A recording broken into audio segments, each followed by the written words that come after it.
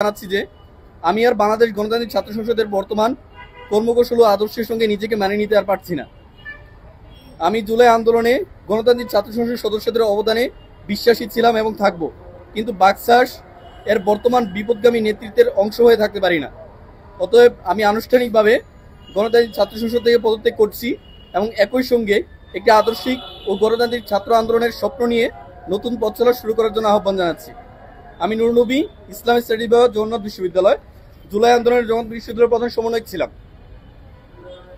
আপনাদের কোনো প্রশ্ন থাকলে এবার আপনারা করতে পারেন।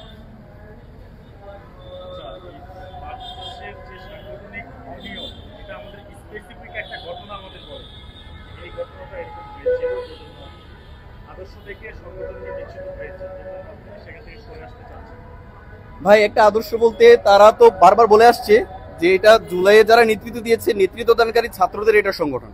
কিন্তু আমি যেটা বলছি এবং আমি যে অভিযোগটা এখানে এনেছি, তারা ছাত্রশক্তি কোরামটা এখানে তৈরি করে রেখেছে। ছাত্রশক্তি কোরামের বাইরে কাউকে তারা আস্থাভাজন হিসেবে মনে করে না এবং কারোর সিদ্ধান্ত তাদের কাছে একদম তুচ্ছতুল্য। বিষয়টা হচ্ছে, দেখবেন যে কমিটিটা হয়েছে গণতান্ত্রিক ছাত্র সংসদের, সেই কমিটির মূল দায়িত্বে যারা আছে তারা সব ওই ছাত্রশক্তি কোরামেরই। ওই ছাত্রশক্তির বাহিরে একটা ব্যক্তিও নাই। আরেকটা বিষয় দেখবেন, জুলাই অভ্যুত্থানে জগন্নাথ বিশ্ববিদ্যালয় থেকে শুরু করে রাজশাহী বিশ্ববিদ্যালয়, চট্টগ্রাম বিশ্ববিদ্যালয়ে যারা মূল নেতৃত্বে ছিল তাদের অবস্থান কিন্তু এই মূল নেতৃত্বে নেই গণতান্ত্রিক বাংলাদেশ গণতান্ত্রিক ছাত্র সংসদে। আমরা ভেবেছিলাম হয়তো এটা সহসাই কেটে যাবে, খুব দ্রুতই কেটে যাবে, এই প্রবলেমটা থাকবে না। কিন্তু আজও পর্যন্ত মূল্যায়নটাও পর্যন্ত করা হচ্ছে না যে বিভিন্ন বিশ্ববিদ্যালয়ে যারা সামনের সারিতে নেতৃত্ব দিয়েছে।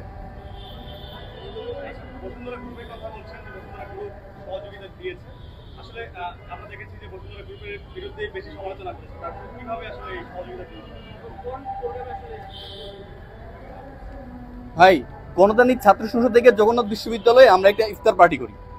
তো ওই ইফতার পার্টিতে আমাদের সদস্য সচিব যে ছিল তার সাথে যোগাযোগ করি যে আমাদের ইফতার পার্টিতে ফান্ড প্রয়োজন। তো সে বলেছে ঠিক আছে, আপনারা প্রোগ্রাম ম্যানেজমেন্ট করেন, খাবারটা আমরা ম্যানেজ করব। পরবর্তীতে জানতে পারি যে বসুন্ধরা গ্রুপের একটা কোম্পানি বাংলা নিউজ 24, সে বাংলা নিউজ 24 এর মাধ্যমে প্রায় 8 লাখ টাকা সমমূল্যের খাবার দাবার এখানে দেওয়া হয়েছে। যেই বসুন্ধরা গ্রুপের এগেইনস্টে আপনারা দেখবেন বিভিন্ন সমর্থকরা তারা চিল্লা একদম ফাটায় ফেলে যে এরা হচ্ছে ফেসিস্টের মানে পুনর্বাসনকারী। ফেসিস্টের আমলে ফেসিস্টের সবচেয়ে বেশি সহযোগী ছিল এরা, সবচেয়ে বেশি ফান্ডিং করেছে এরা বিভিন্ন অবৈধ কাজে জড়িত, মানে চিল্লা একদম শেষ করে ফেলে বসুন্ধরা গ্রুপকে। কিন্তু নিচে নিচে ঠিকই বসুন্ধরা গ্রুপের সাথে সম্পর্ক করে তাদের কাছ থেকে টাকা পয়সা নিয়ে নিচ্ছে তাদের প্রোগ্রাম পরিচালনা করার জন্য, তাদের রাজনৈতিক কাজ করার জন্য।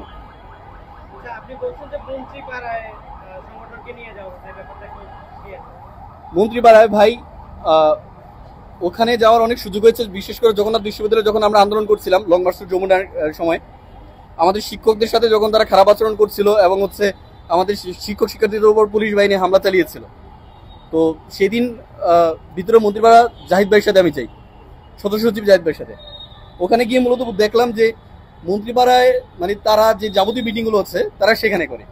ওই দিন ছাড়াও আমি যতবার ওখানে বিভিন্ন প্রয়োজনে গেছি ততবারই দেখেছি যে তারা বিভিন্ন মিটিং যেগুলো আছে এগুলো ভিতরে করে রাত 1টা-1:30 পর্যন্ত তারা সেখানে অবস্থান করে। মানে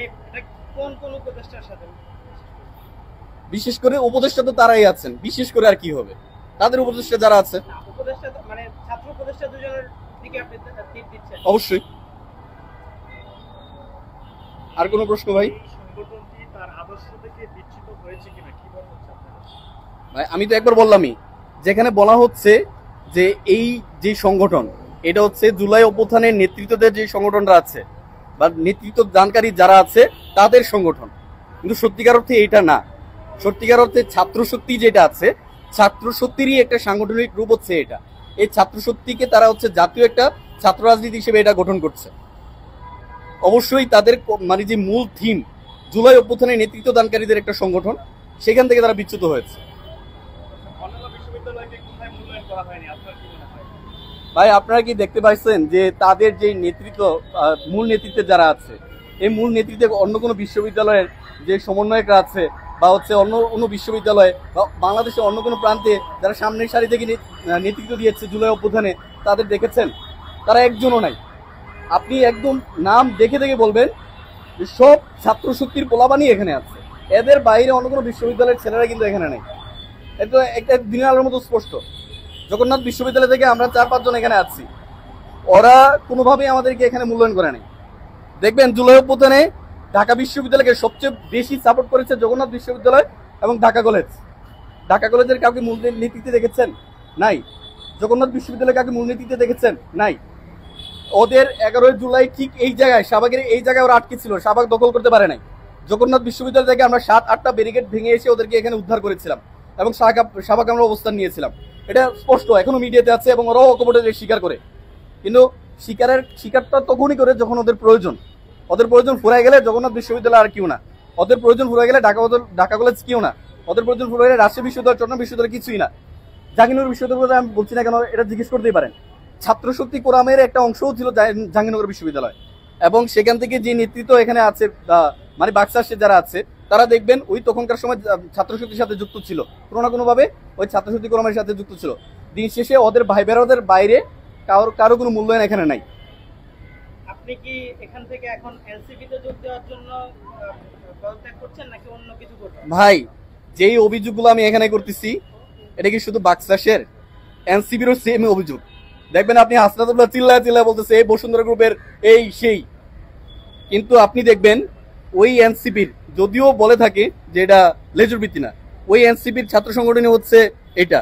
নাহিদ আসিফ ভাইদের কোনো পরামর্শ ছাড়া কিন্তু ছাত্র সংগঠন এখানে কোনো কাজ করবে না। যেখানে ছাত্র সংগঠন বসুন্ধরা গ্রুপের আর্থিক সহযোগিতা কাজ করে, বিভিন্ন প্রোগ্রাম অ্যারেঞ্জমেন্ট করে, আপনি কি বিশ্বাস করে না এনসিপি বসুন্ধরা গ্রুপের থেকে অর্থনৈতিক সহযোগিতা নিয়েছে? মানে আমরা এতটাও বোকা না যে এটা বুঝবো না। আবার এই যে বিশ্ববিদ্যালয়গুলোর মূল্যায়নের কথা যখন আমি বলি, নাহিদ ভাইদের আসিফ ভাইয়ের ধোয়া তুলসী পাতা, এদের এনসিপির সংগঠনের মধ্যে বিশ্ববিদ্যালয়ের অন্য কোনো বিশ্ববিদ্যালয়ের কোন এমন নেতৃত্ব আছে তারা গুরুত্বপূর্ণ পদে তারা দিয়েছে, গুরুত্বপূর্ণ দায়িত্বে তারা দিয়েছে? ছাত্র শক্তি কোরামের কথা বলি, ছাত্র শক্তি কোরাম কি শুধু বাক্সাসের? নাহিদ আসিফ ভাইরা তাদের এনসিপির, দুঃখিত নাহিদ আসিফ ভাই বলবো না, এই যে আক্তার নাহিদ ভাইরা তাদের এনসিপির সংগঠনে কোন বিশ্ববিদ্যালয়ের কোন নেতৃত্বকে তারা হচ্ছে গণতান্ত্রিক ছাত্র শক্তি কোরামের বাইরে এখানে জায়গা দিয়েছে? দেখতে পেয়েছেন? কেউ নাই। শুধুমাত্র তাদের ছাত্র শক্তিটাকে, মানে যদি আমি বলি স্বাধীনতার যুদ্ধকে যেভাবে আওয়ামী লীগ তাদের মানে নিজের ব্যক্তিগত সম্পত্তি, দলীয় সম্পত্তি পরিণত করেছে, যে স্বাধীনতা যুদ্ধ আমরাই করেছি, সব ক্রেডিট আমাদের, ঠিক নাহিদ আক্তার ভাইরা এটাই করতেছে। এই জুলাই অভ্যুত্থানে বিভিন্ন ছাত্র সংগঠনের সমান অবদান আছে। সামনে থেকে নেতৃত্ব এরা যেমন দিয়েছে, বিভিন্ন ছাত্র সংগঠনের যারা আছে সবাই ঠিক এখান থেকে সামনে থেকে দাঁড়িয়ে নেতৃত্ব দিয়েছে, এমন প্রমাণও আছে। কিন্তু ক্রেডিট যখন চিন্তা করবে, তখন তারা বলবে যখন জুলাইকে আমি নিজেকে কুক্ষিগত করে রাখতে পারবো, তখনই আমি রাজনীতি করব জুলাই ব্যক্তি করে। ঠিক এমনটাই যেটা বঙ্গবন্ধু এবং হচ্ছে আওয়ামী লীগ করেছিল। জুলাই অভ্যুত্থানকে পুরোটাই তারা কুক্ষিগত করে রাখছে। কোন যখন হচ্ছে সত্যটাই বলে দিক না যে ছাত্র শিবির এটা করেছে, ছাত্র দল এটা করেছে, কোনো প্রবলেম আছে এখানে? কিন্তু বলবে না।